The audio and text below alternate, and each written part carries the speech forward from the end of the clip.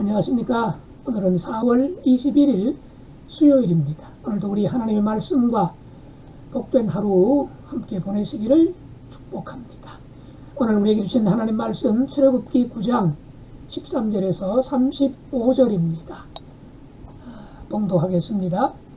여호와께서 모세에게 이르시되 아침에 일찍이 일어나 바로 앞에 서서 그에게 이르기를 히브리 사람이 하나님 여호와의 말씀에 내 백성을 보내라. 그들이 나를 섬길 것이니라. 내가 이번에는 모든 재앙을 너와 내 신하와 내 백성에게 내려온 천하에 나와 같은 자가 없음을 내가 알게 하리라.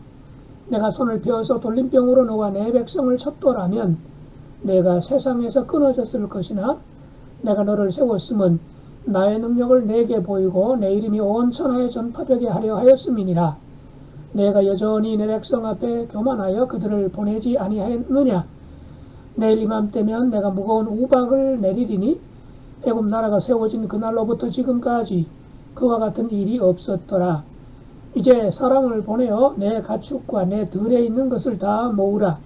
사람이나 짐승이나 무릇 들에 있어서 집에 돌아오지 않는 것들에게는 우박이 그 위에 내리리니 그것들이 죽으리라 하셨다 하라 하시니라.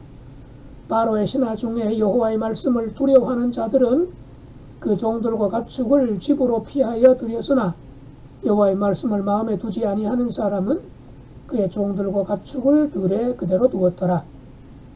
여호와께서 모세에게 이르시되 너는 하늘을 향하여 손을 들어 애굽 전국에 우박이 애굽 땅의 사람과 짐승과 밭의 모든 채소에 내리게 하라.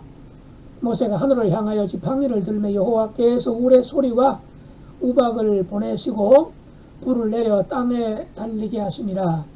여호와께서 우박을 애굽 땅에 내리심에 우박이 내림과 불덩이가 우박에 섞여 내림이 심히 맹렬하니 나라가 생긴 그때로부터 애굽 온 땅에는 그와 같은 일이 없었더라. 우박이 애굽 온 땅에서 사람과 짐승을 막론하고 밭에 있는 모든 것을 쳤으며 우박이 또 밭의 모든 채소를 치고 들의 모든 나무를 꺾었으되 이스라엘 자손들이 있는 그곳 고센 땅에는 우박이 없었더라. 바로가 사람을 보내어 모세와 아론을 불러 그들에게 이르되 이번은 내가 범죄하였노라. 여호와는 의로우시고 나와 나의 백성은 악하도다. 여호와께 구하여 이 우레 소리와 우박을 그만 그치게 하라. 내가 너희를 보내리니 너희가 다시는 머물지 아니하리라. 모세가 그에게 이르되 내가 성에서 나가서 곧 내 손을 여호와께 향하여 펴리니 그리하면 우레 소리가 그치고 우박이 다시 있지 아니할지라. 세상이 여호와께 속한 줄을 왕이 알리이다. 그러나 왕과 왕의 신하들이 여호와 하나님을 아직도 두려워하지 아니할 줄을 내가 아나이다. 그때 보리는 이삭이 나왔고 삼은 꽃이 피었으므로 삼과 보리가 상하였으나 그러나 밀과 쌀보리는 자라지 아니한 고로 상하지 아니하였더라. 모세가 바로를 떠나 성에서 나가 여호와를 향하여 손을 펴매 우레 소리와 우박이 그치고 비가 땅에 내리지 아니하니라. 바로가 비와 우박과 우레 소리가 그친 것을 보고 다시 범죄하여 마음을 완악하게 하니 그와 그의 신하가 꼭 같더라. 바로의 마음이 완악하여 이스라엘 자손을 내보내지 아니하였으니 여호와께서 모세에게 말씀하심과 같더라. 일곱째 재앙은 우박과 불재앙입니다. 흔히 우박재앙으로 알고 있지만 본문을 자세히 보면 불재앙까지도 함께 한 것이 나옵니다.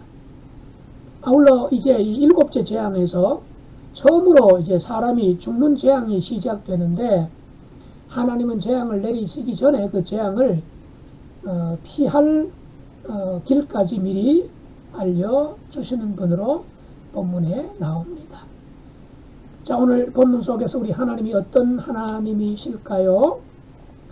앞부분 이제 13절부터 16절의 내용이 이적과 표징이 부실하기 때문에 바로가 끄덕 없었던 것이 아니라 하나님이 바로를 그대로 두셨다고 볼 수가 있습니다.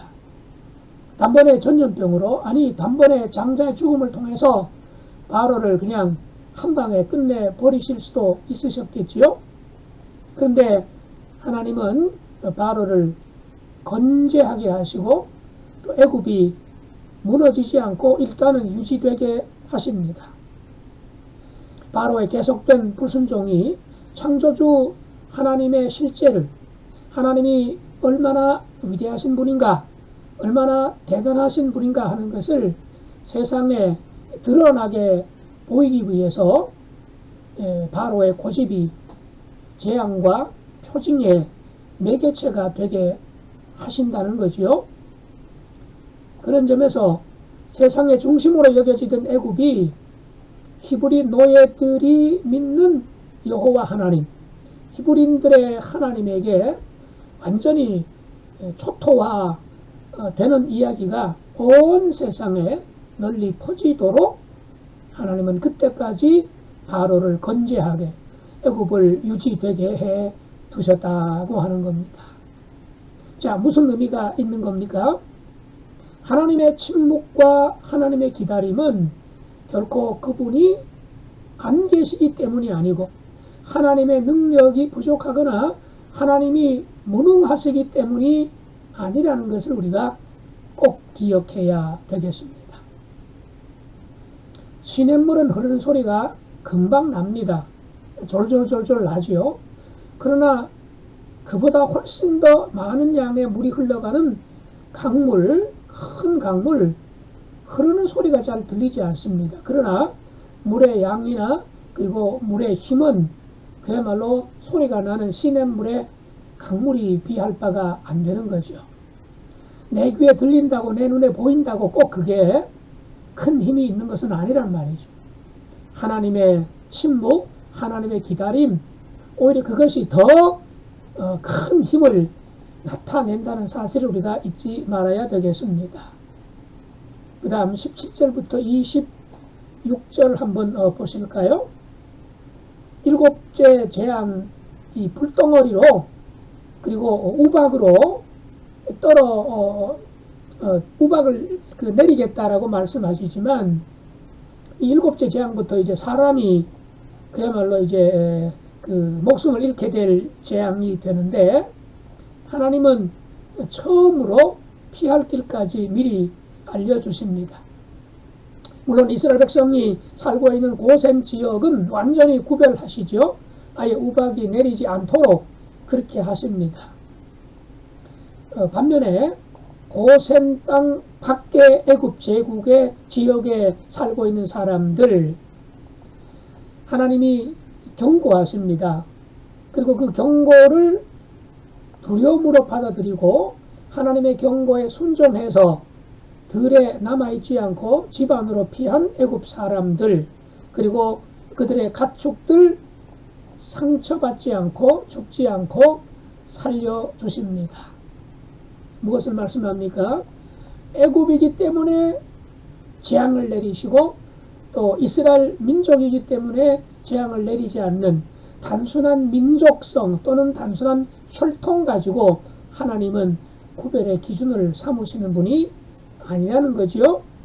바로 믿음으로 판가름 나는 들과 집이라는 위치에 따라 즉 하나님 말씀을 믿고 들에 있었던 사람들이나 가축을 집으로 들여보내게 되면 애굽인이든 누구든 간에 구원받을 수 있다 하는 말씀입니다. 그러니까 구약시대에도 하나님 백성과 이방인 사이에는 장벽이 아니라 오히려 다리가 놓여 있었다고 하는 거죠. 우리의 믿음도 마찬가지입니다. 우리가 믿음 때문에 너는 안 되고 또 누구는 절대로 안 된다 이게 아니라 즉 배제 도구가 아니라 포용의 출처로 믿음을 활용하고 적용할 수 있어야 될 것입니다. 배제하느냐 이거 포용하느냐 이 문제를 아주 심각하게 또 집중적으로 연구했던 철학자가 들레주라는 프랑스 철학자입니다. 이분은 타자화라는 용어를 사용했는데요. 즉 정상이냐 비정상이냐 남자냐 여자냐, 또는 장애인이냐 비장애인이냐, 우리냐 우리가 아니냐, 부자냐 가난하냐, 내국인이냐 외국인이냐, 이런 것 가지고 선을 긋고 배제하고 불이익을 주고 아예 기회조차 주지 않는 이런 것들을 굉장히 예리하게 그리고 깊이감 있게 파악하고 이거를 이제 뛰어넘어야 된다, 초월해야 된다, 포용해야 된다, 이러면서 이분이 주장하는 것이 경계선 허물기입니다. 경계선 허물기. 우리 사회는 참 이 경계선이 너무 많죠. 너무 견고하지요. 진영에 따라 경계를 긋기도 하고 출신 지역에 따라서 또 출신 학교에 따라서 여러 가지 이유로 자꾸 경계선을 만들어서 남과 나를, 우리와 그들을 분리시키는, 타자화시키는 그런 일들이 참 많은데요. 참 안타까운 일입니다.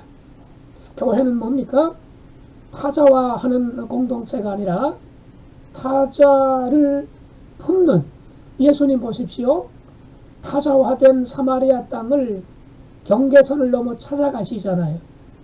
나병 환자들 집에 찾아가시지 않습니까? 가난한 사람, 어려운 사람, 소외당한 사람, 외로운 사람, 힘든 사람, 주님은 경계를 풀고 경계를 뛰어넘어서 그들을 포용해 주시지 않습니까? 물론 모든 것을 다 따지지 않고 그냥 너나 나나 다 좋다 이런 것은 아니지요. 분명 질서가 있고 기준이 있고 원칙이 있습니다. 그 가운데서도 우리가 주님의 그 경계를 뛰어넘는, 또 경계선을 허물어 가시는 예수님의 사역을 우리가 품어야 되지 않을까 싶습니다. 구체적으로 우리의 일상생활 속에서 우리는 나도 모르게 경계선을 그어놓는 분야가 있습니다. 누구는 무엇 때문에 안 되고, 여기는 무엇 때문에 안 되고, 이 경계선을 뛰어넘는, 경계선을 허무는 것이 오히려 믿음의 아주 그 척도라고 할 만큼 중요한 시대에 우리가 살고 있습니다. 예수님의 십자가는 그야말로 막힌 담을 허물어뜨리는, 하나님과 우리 사이에 가로막고 있던 담을 허물어뜨리고 유대인과 이방인 사이에 막혔던 담을 허물어뜨리고요. 그리고 지성소를 가로막고 있던 휘장을 찢는 그런 놀라운 역사가 일어나지 않았겠습니까? 예, 경계선을 허물고 예수님을 닮아서 품고 품는 우리가 되었으면 좋겠습니다.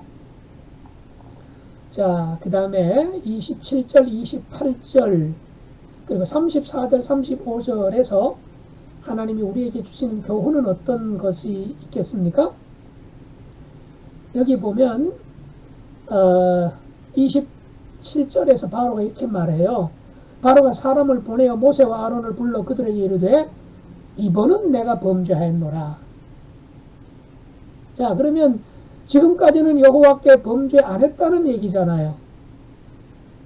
예, 말로는 내가 이번에는 범죄했다 그러는데 이렇게 고백하는 것조차도 사실은 입술만의 표현일 뿐이지 마음은 아직도 전혀 하나님 앞에 두 손 들 마음이 없습니다.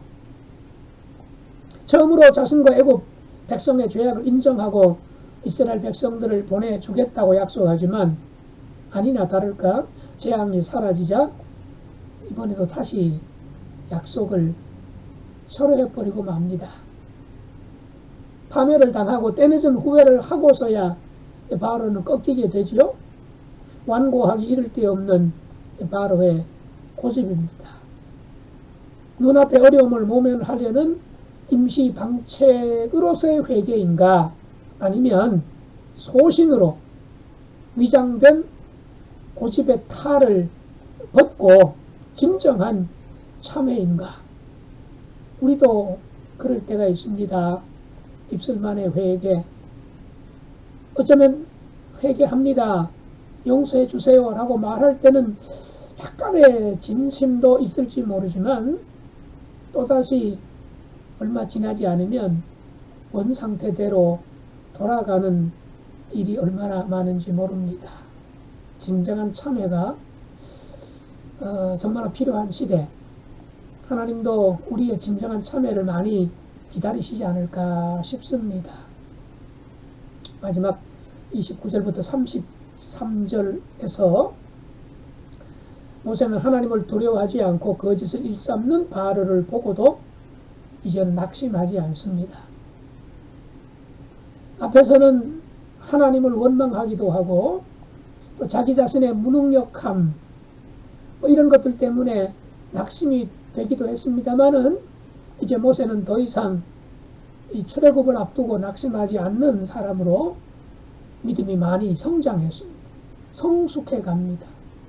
즉 성장하고 성숙된 믿음 가지고 이 일을 할 수도 있지만 사명을 감당할 수도 있지만 부족하지만 지금도 한참 더 성장해야 되지만 그냥 부족함에도 불구하고 말씀에 순종하면서 한 걸음 한 걸음 하나님의 말씀을 따라가다 보면 하나님이 나도 모르게 우리의 믿음을 우리의 신앙을 성장시켜 가시는 분인 줄로 믿습니다.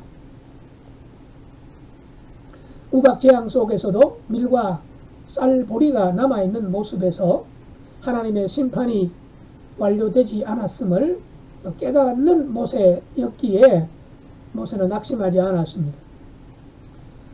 분명히 이 바로가 그렇게 해주겠다라고 약속했지만 약속을 지키지 않았을 때에 모세가 낙심하지 않았다는 거죠. 마찬가지 우리도 세상 속에서 살아갈 때에 분명히 상대가 약속을 했는데 약속을 지키지 않을 때가 있지 않습니까? 물론 우리도 약속을 해놓고 지키지 않을 때가 있었겠지요. 없다고 누가 말할 수 있겠습니까만은 남으로부터 속임과 배신을 당하면 참 마음이 상하지요. 그러나 바로가 원래 그런 속성을 가지고 있는 것처럼 세상은 원래 그런 곳이다. 이렇게 우리가 또 보아야 하지 않을까요? 따라서 절망에서 일어나 우리가 나를 다 보고 알고 계신 하나님께 맡겨야 되겠지요. 힘들 때 어려울 때 약속 안 지킨 것 때문에 내 마음이 정말 속상할 때 그렇습니다. 하나님 내가 궁극적으로 의지할 분은 하나님 뿐입니다. 하나님 뿐입니다. 그렇게 나아가야 되겠지요. 기도하겠습니다. 하나님 우리 아버지 저희에게 바른 것을 판단하고 구별할 수 있는 지혜를 주시옵소서. 소신인지 고집인지 소신인지를 분별할 수 있는 지혜를 주시고 그야말로 하나님 보시기에 나의 고집이라면 그 고집이 고집인 것을 깨우쳐 주시고 그리고 하나님 앞에 소신 있게 하나님의 말씀에 귀를 기울이며 낙심하지 않고 좌절하지 않고 용감하게 한 걸음 더 주께 나아갈 수 있도록 하나님 함께하여 주시옵소서. 예수님의 이름으로 기도드리옵나이다. 아멘.